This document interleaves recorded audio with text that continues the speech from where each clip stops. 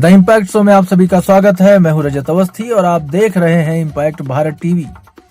दर्शकों, इस समय बहुत अफरा तफरी मची हुई है, दुनिया परेशान है क्योंकि ये जो युद्ध छिड़ा हुआ है इस समय वो किसी एक को प्रभावित नहीं करेगा, वो सभी को करेगा, क्योंकि ऐसे ऐसे कदम उठाए जा रहे हैं इस युद्ध में कि वो सभी देशों पर इसका दुष्परिणाम डालते हैं और डाल रहे हैं। चिंतित है दुनिया की क्या होगा, लेकिन आपको सबसे सही जानकारी और अब तक क्या क्या हुआ और क्यों हुआ, ये युद्ध और हमलों की नौबत क्यों आई है, इस पूरी जानकारी का विश्लेषण लेकर के मैं आपके सामने हूं आज। और आप आज आखिरी तक मेरे साथ रहिए, आपको समझ में आएगा कि ये युद्ध क्यों शुरू हुआ और आगे क्या हो सकता है और अभी के हालात क्या हैं। तो शुरू करते हैं आज की इस बड़ी खबर का विश्लेषण। दुनिया इस समय एक ऐसे युद्ध की दहलीज पर खड़ी है जिसने सिर्फ पश्चिम एशिया ही नहीं बल्कि पूरी वैश्विक राजनीति, तेल बाजार और सुरक्षा संतुलन को हिला दिया है। अमेरिका और इजराइल के संयुक्त हमलों ने ईरान के अंदर गहरे सैन्य ठिकानों को निशाना बनाया और शुरुआती हमलों में ही ईरान के सर्वोच्च नेता आयतुल्ला अली खामेनेई के मारे जाने की खबरों ने तो दुनिया को चौंका ही दिया। ईरान ने इसे बदले की जंग बता दिया और मिसाइलों, ड्रोन और क्षेत्रीय जवाबी कार्रवाई के साथ संघर्ष तेजी से फैलता चला गया है। घटना की शुरुआत कैसे हुई, इस युद्ध की शुरुआत कैसे हुई, ये भी समझ लीजिए। 28 फरवरी 2026 इजराइल ने ऑपरेशन लायंस रोवर नाम से जो है ईरान पर बड़ा समन्वित हमला शुरू कर दिया था। इस अभियान में इजरायली वायुसेना, मिसाइल सिस्टम, अमेरिकी सैन्य सहयोग, तेहरान सहित कई शहरों पर सटीक एयर स्ट्राइक शामिल थे। यह हमला अचानक नहीं था, बल्कि महीनों की खुफिया तैयारी के बाद उस समय किया गया जब ईरान की शीर्ष सैन्य राजनीतिक बैठक चल रही थी। रिपोर्टों के अनुसार संयुक्त हमलों का उद्देश्य जो था वो ईरान की सैन्य नेतृत्व संरचना को तोड़ना, मिसाइल और एयर डिफेंस सिस्टम को नष्ट करना, शासन को कमजोर या बदलने की रणनीति बनाना। अभियान में कई वरिष्ठ सैन्य कमांडर और सुरक्षा अधिकारी भी मारे गए बताए गए हैं। इजराइल ईरान तनाव कोई नया नहीं है, ये भी आप समझ लीजिए। इसके पीछे दशकों का अविश्वास भी है। ईरान के परमाणु कार्यक्रम पर पश्चिमी देशों की चिंता है। बैलिस्टिक मिसाइल विकास, क्षेत्रीय मिलिशिया समर्थन के आरोप हैं, विफल कूटनीति वार्ताएं भी इसमें हैं। 2026 में अमेरिका ईरान परमाणु वार्ता सफल होने के बाद स्थिति और बिगड़ गई है। हमले की शुरुआती लहर में ही ईरान के सर्वोच्च नेता अली खामेनेई के मारे जाने की जब पुष्टि की गई तो हालात और गंभीर हो गए। ईरानी रिवॉल्यूशनरी गार्ड ने इसे हत्या बताते हुए बदले की कसम खा ली। ईरान में 40 दिन के शोक की घोषणा की गई और जवाबी कार्रवाई शुरू हो गई है। कोई नहीं छूट रहा है। दुबई से लेकर कई देश हैं जिन पर ईरान हमला कर चुका है और लगातार हमला कर रहा है। दुबई सहित कई देशों में भारत के भी कई लोग अभी फंसे हुए हैं, जिन्हें निकालने के लिए मोदी सरकार लगातार प्रयास कर रही है। सभी देशों से बातचीत भी कर रहे हैं खुद प्रधानमंत्री मोदी। तो एक बड़ी पहल जरूर चल रही है, लेकिन जो लोग फंसे हुए हैं उनके अपनों को चिंता है। हमले के बाद ईरान ने इजराइल और क्षेत्रीय ठिकानों पर बैलिस्टिक मिसाइलें दाग दी। कई देशों की एयर डिफेंस प्रणाली भी सक्रिय हुई। हालांकि अधिकांश मिसाइलों को इंटरसेप्ट भी कर लिया गया। मध्य पूर्व में युद्ध फैलने का भी खतरा बताया जा रहा है। कैसे, ये भी समझ लीजिए, क्योंकि हमले के बाद खाड़ी देशों ने आपात बैठक बुलाई। अंतरराष्ट्रीय उड़ानों पर असर पड़ गया है। दुनिया को क्षेत्रीय युद्ध का डर भी सताने लगा है। अब वहीं तेल और वैश्विक अर्थव्यवस्था पर भी असर पड़ने की संभावना है। तनाव के चलते होर्मुज जलडमरू मध्य पर खतरा बढ़ गया है, जहां से दुनिया का बड़ा तेल व्यापार गुजरता है। भारत जैसे देशों की तेल सप्लाई पर भी इसका असर पड़ने की आशंका जताई गई है। हालांकि मैं आपको एक जानकारी दे देता हूं कि भारत के पास अभी तक 74 दिनों तक का स्टॉक है, कोई दिक्कत वाली बात नहीं है। लेकिन ये जो स्थितियां बन रही हैं, क्योंकि ये जो आपको मैंने अभी बताया है, ये जो होर्मुज है इसे जो बंद कर दिया है, इस पर रोक लगा दी है ईरान ने, इस पर पूरी तरह से इसको स्टॉप कर दिया है। इसका असर तेल व्यापार पर बहुत ज्यादा पड़ने वाला है। वहीं विश्लेषकों का भी मानना है कि यह हमला केवल सैन्य कार्रवाई नहीं है, बल्कि ईरान की सत्ता संरचना को बदलने की रणनीति भी हो सकती है। खामनेई के बाद नेतृत्व को लेकर सत्ता संघर्ष की आशंका भी जताई जा रही है। अब तक की प्रमुख घटनाओं की जो टाइमलाइन है, पहले आप वो समझ लीजिए। वर्षों से बढ़ता तनाव, जो कि परमाणु कार्यक्रम और क्षेत्रीय टकराव से विवाद जारी हुआ था इसका। वहीं 2025-26 में कूटनीतिक वार्ताएं विफल हो गईं, सैन्य विकल्प पर विचार होने लगा। 28 फरवरी 2026 अमेरिका इजराइल का संयुक्त हमला शुरू हो गया ईरान के ऊपर। शुरुआती स्ट्राइक में शीर्ष नेतृत्व की बैठक पर सटीक हमला हुआ, जिसमें खामनेई, जिनकी जान चली गई। खामनेई की मौत की पुष्टि ईरान ने बदले की चेतावनी दे डाली। जवाबी मिसाइल हमले किए गए, क्षेत्रीय सुरक्षा अलर्ट, इंटरसेप्ट कार्रवाई भी हुई, वैश्विक असर भी हुआ है। तेल सप्लाई और सुरक्षा चिंताएं भी बढ़ गई हैं। विशेषज्ञ मानते हैं कि जमीनी युद्ध अभी तय नहीं है, लेकिन अगर अमेरिकी या इजरायली सेना सीधे ईरान में उतरती है तो संघर्ष और खतरनाक हो सकता है, जो कि बार बार ट्रंप कह रहे हैं कि अगर नतीजा हमारे हिसाब से नहीं आया तो हम ईरान में सेना भी उतार सकते हैं। ये युद्ध सिर्फ 3 देशों के बीच की लड़ाई नहीं है, ये परमाणु शक्ति, क्षेत्रीय प्रभुत्व, ऊर्जा राजनीति और वैश्विक व्यवस्था की लड़ाई बन चुका है। अब दुनिया की निगाह अब इस पर है। क्या यह संघर्ष सीमित रहेगा या पश्चिम एशिया को पूरी तरह युद्ध की आग में झोंक देगा? इन सब पर पूरी तरह से हमारी नजर है। जो भी अपडेट आएंगे आपको सबसे पहले हम इम्पैक्ट भारत टीवी पर लगातार बताते रहेंगे। लेकिन अब मौजूदा हालात पे बात कर लेते हैं। इजराइल, अमेरिका और ईरान जंग का तीसरा चौथा दिन होने वाला है। अमेरिकी राष्ट्रपति डोनाल्ड ट्रंप ने कहा है कि ईरान से जंग 4-5 हफ्ते तक चल सकती है, लेकिन अमेरिका के पास इससे ज्यादा समय तक कार्रवाई करने की क्षमता है। व्हाइट हाउस में दिए बयान में ट्रंप ने कहा कि अमेरिकी सेना अभी भी ईरान में बड़े स्तर पर सैन्य कार्रवाई कर रही है। अब ये भी समझ लीजिए कि ईरान क्या कर रहा है। ईरान ने जंग के तीसरे दिन सोमवार को मिडिल ईस्ट के 4 देशों में 6 अमेरिकी बेस पर हमला किया। कुवैत में अमेरिका के 3 फाइटर जेट क्रैश हो गए। अमेरिका ने कहा कि कुवैत ने इन फाइटर जेट्स को दुश्मन का विमान समझकर निशाना बनाया। सभी अमेरिकी पायलट सुरक्षित हैं। दूसरी ओर ईरान के टॉप नेशनल सिक्योरिटी अधिकारी अली लारिजानी ने सोमवार को कहा कि ईरान अमेरिका से कोई बातचीत नहीं करेगा। ये बयान उन खबरों के जवाब में आया जिनमें कहा गया था कि ईरान ने अमेरिका से फिर से बातचीत शुरू करने की कोशिश की, और ये दावा बार बार डोनाल्ड ट्रंप कर रहे थे।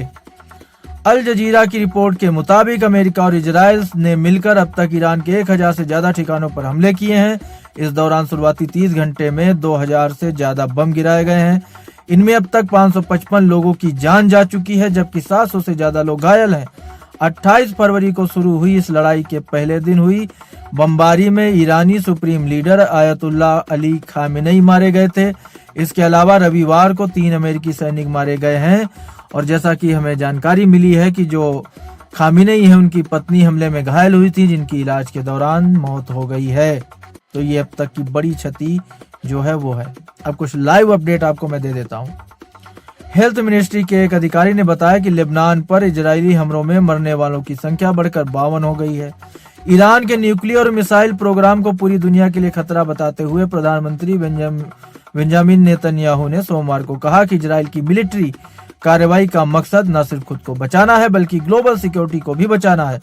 नेतन्याहू ने बेत सोमेश का दौरा करते हुए कहा, यह ऑपरेशन रोरिंग लायन का तीसरा दिन है जिसे इजरायली सेना और इजरायल सरकार ने यूएस प्रेसिडेंट ट्रंप के साथ मिलकर इजरायल के वजूद के खतरों और अमेरिका और पूरी दुनिया के लिए बड़े खतरों को नाकाम करने के लिए शुरू किया था।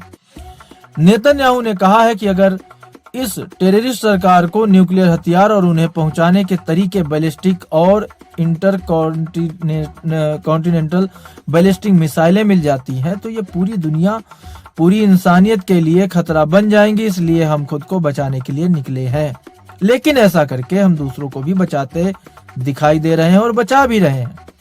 तुर्की के राष्ट्रपति ने ईरान में आम लोगों की तकलीफ की निंदा की और सीज फायर का जोर दिया है। रसेप तैयब एर्दोगन ने कहा कि तुर्की ईरान में तकलीफ देकर बहुत दुखी है, तकलीफ देकर जहां आम लोग, मासूम बच्चे लड़ाई में सबसे ज्यादा नुकसान उठा रहे हैं। तुर्की शांति लाने में मदद के लिए युद्ध विराम के लिए राजनयिक प्रयासों को तेज करेगा। वहीं खबर है कि सेंट्रल ईरान के इस्फहान में न्यूक्लियर फैसिलिटी और एयरबेस के पास जोरदार धमाके भी सुने गए हैं।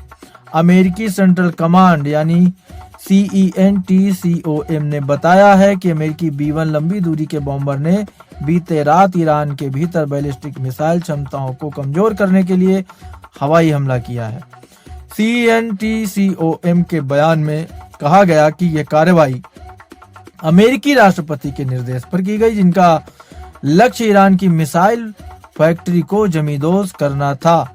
इजराइल पर लेबनान की तरफ से हमले की खबर है। स्थानीय प्रशासन ने लोगों के लिए अलर्ट भी जारी किया है। ट्रंप ने कहा है कि ईरान के खिलाफ चल रहे सैन्य अभियान में अमेरिका अपने अनुमानित समय से काफी आगे चल रहा है। व्हाइट हाउस में दिए बयान में उन्होंने कहा कि अभियान में जितना समय लगे ठीक है, हम करेंगे। उन्होंने लंबे संघर्ष को लेकर उठ रही अटकलों को खारिज करते हुए कहा कि उन्हें इससे बेरियत नहीं होगी। अमेरिकी राष्ट्रपति डोनाल्ड ट्रंप ने कहा है कि ईरान ने परमाणु कार्यक्रम दोबारा शुरू न करने की अमेरिकी चेतावनी को नजरअंदाज किया। सोमवार को पत्रकारों से बातचीत में उन्होंने कहा कि जून में 3 ईरानी परमाणु ठिकानों पर अमेरिकी हमलों के बाद साफ संदेश दिया गया था कि वो किसी अन्य स्थान पर कार्यक्रम दोबारा शुरू नहीं करेंगे। ट्रंप के मुताबिक इन ठिकानों को पूरी तरह तबाह कर दिया गया था, लेकिन ईरान ने परमाणु हथियारों की दिशा में अपनी कोशिश नहीं रोकी। उन्होंने यह भी दावा किया कि ईरान का बैलिस्टिक मिसाइल कार्यक्रम तेजी से बढ़ रहा था और वो यूरोप व अमेरिकी ठिकानों तक पहुंचने में सक्षम था। ट्रंप ने कहा कि अमेरिकी सेना भी ईरान में बड़े स्तर पर सैन्य कार्रवाई कर रही है और ईरान ऐसे मिसाइल बना रहा था जो हमारे सुंदर अमेरिका तक पहुंच सकती थी। उन्होंने कहा, जब भी आप किसी व्यक्ति को हाथ या पैर गंवाते हुए देखते हैं या जिसका चेहरा बुरी तरह घायल हो गया हो, तो उसके पीछे अक्सर ईरान द्वारा लगाए गए सड़क किनारे बम जिम्मेदार होते हैं। उन्होंने यह भी कहा कि ईरान का मिसाइल कार्यक्रम असल में उसके परमाणु हथियारों को बचाने और आगे बढ़ाने के लिए बनाया जा रहा था। ट्रंप ने व्हाइट हाउस में दिए बयान में यह भी कहा कि ईरान से यह जंग 4 से 5 हफ्ते तक चल सकती है और उसके लिए वो तैयार है। वहीं कतर के रक्षा मंत्रालय ने सोमवार को दावा किया कि उसने 2 ईरानी Su-24 बॉम्बर विमान मार गिराए हैं। मंत्रालय के मुताबिक कतर ने अपने एयर डिफेंस सिस्टम की मदद से 7 बैलिस्टिक मिसाइलों को इंटरसेप्ट किया और वायुसेना व नौसेना ने 5 ईरानी ड्रोन भी मार गिराए हैं। ईरानी संसद की स्वास्थ्य समिति की सदस्य फातेमेह मोहम्मद बीगी ने कहा है कि अमेरिका और इजराइल ने देश के 9 अस्पतालों पर हमला किया है, जिसमें इनमें से 5 अस्पताल तेहरान में और 4 अन्य शहरों में हैं। बीगी के मुताबिक तेहरान के गांधी अस्पताल को पूरी तरह खाली कर दिया गया है और यहाँ के मरीजों को दूसरे अस्पतालों में भी भेजा गया है। इस बीच विश्व स्वास्थ्य संगठन यानी WHO ने गांधी अस्पताल के पास हुए धमाकों और संभावित नुकसान की भी जांच शुरू कर दी है। ब्रिटेन के प्रधानमंत्री कीर स्टारमर ने कहा है कि उनका देश ईरान के खिलाफ अमेरिका इजराइल की जंग में शामिल नहीं होगा। हालांकि उन्होंने साफ किया कि ब्रिटेन ने अमेरिकी प्रतिक्रिया के लिए अपने सैन्य ठिकानों के सीमित इस्तेमाल की अनुमति दी है। तो जब अनुमति दी है इस्तेमाल करने की, ठिकाने की, तो फिर वो सहमत ही है एक तरह से। और सबसे बड़ी एक अपडेट अभी इस वक्त आपको और बता दें कि ईरान ने बहुत बड़ा आरोप लगाया है पाकिस्तान पर और कहा है कि पाकिस्तान अपने एयर स्पेस को अमेरिका के इस्तेमाल के लिए दे रहा है। ये बड़ा आरोप है पाकिस्तान के ऊपर ईरान का, और ये भी कहना है कि जो पाकिस्तान के हवाई अड्डे हैं उसका इस्तेमाल अमेरिका ईरान के खिलाफ कर रहा है। तो ये भी एक बड़ी खबर है। ईरान ने इजराइल पर मिसाइलों की नई खेप दागी है। इजराइल डिफेंस फोर्सेस IDF ने बताया कि ईरान से कई मिसाइलें लॉन्च की गईं, जिसके बाद देश के कई इलाकों में अलर्ट भी जारी कर दिया गया है। और ये तमाम चीजें अभी तक जो है चल रही हैं, घटनाएं लगातार।